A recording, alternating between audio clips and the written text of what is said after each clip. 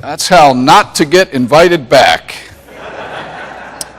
It's kind of fun reading it out loud. But yeah, honesty there, I guess. New Testament scholar N.T. Wright tells about a man who went to a store to buy some equipment for a hiking and camping trip.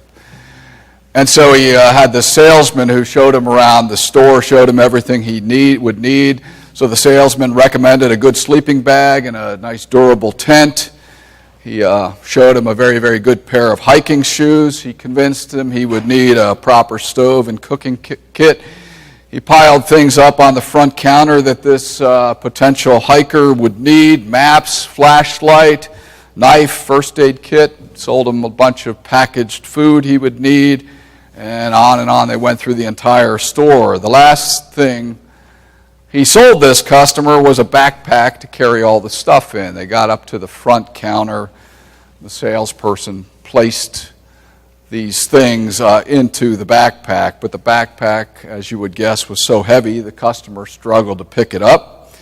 So he backed up to the counter, stuck his straps on it, and started to stagger out of the store, huffing and puffing, and he asked the salesman, "By the way, what sort of vacations do you take? Where do you go?"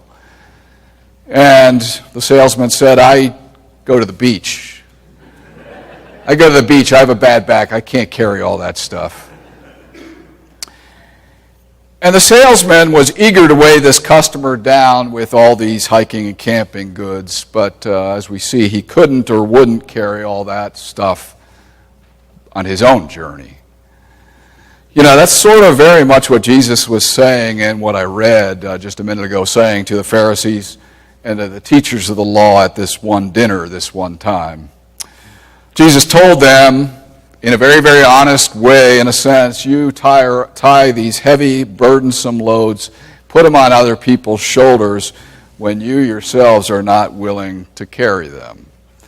Everything you do, Jesus says to them, is done so that other people see you.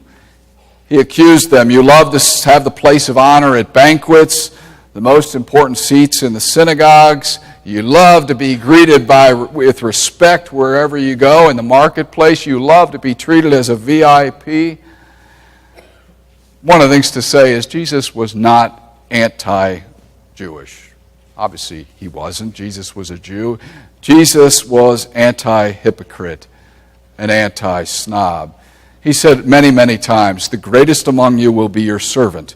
For those who exalt themselves will be humbled, and those who humble themselves will be exalted."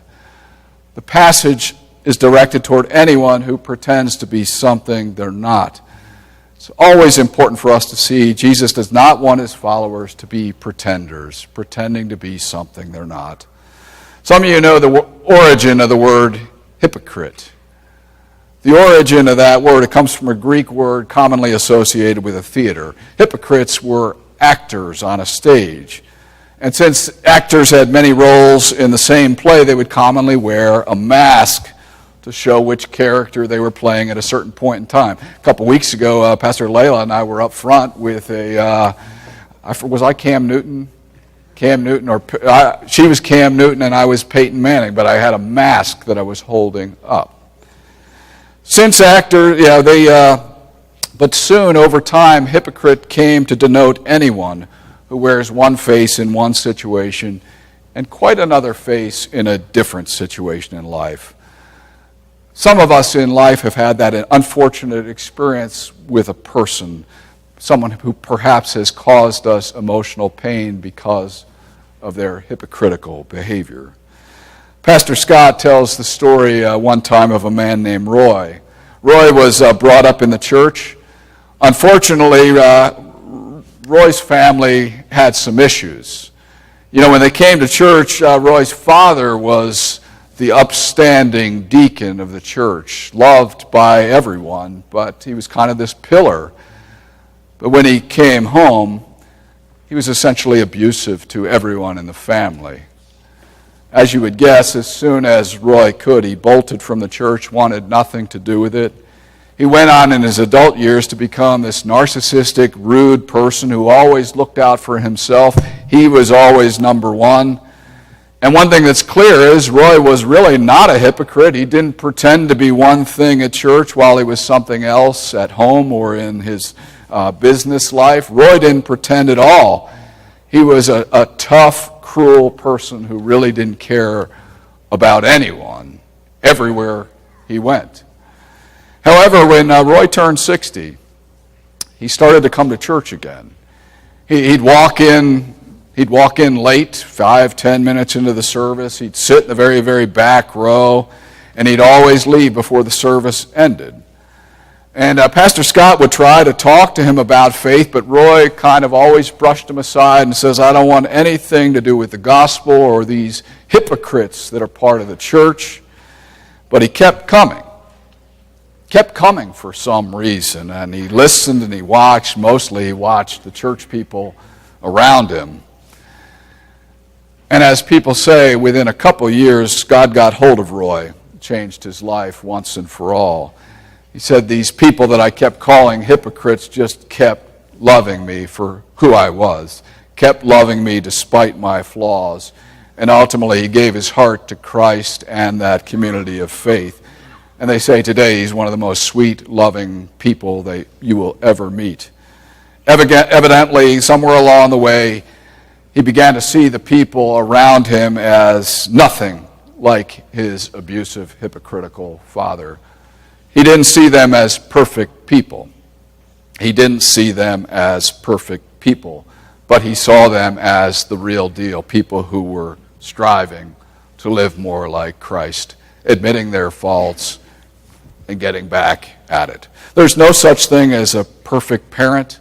There's no such thing as a perfect Christian. One of the things we can give at least some thanks for in Roy's story in his early childhood was he was exposed to the church, exposed to other adults who also would have witnessed to him, and maybe down the road that helped him say, maybe there is something in that community.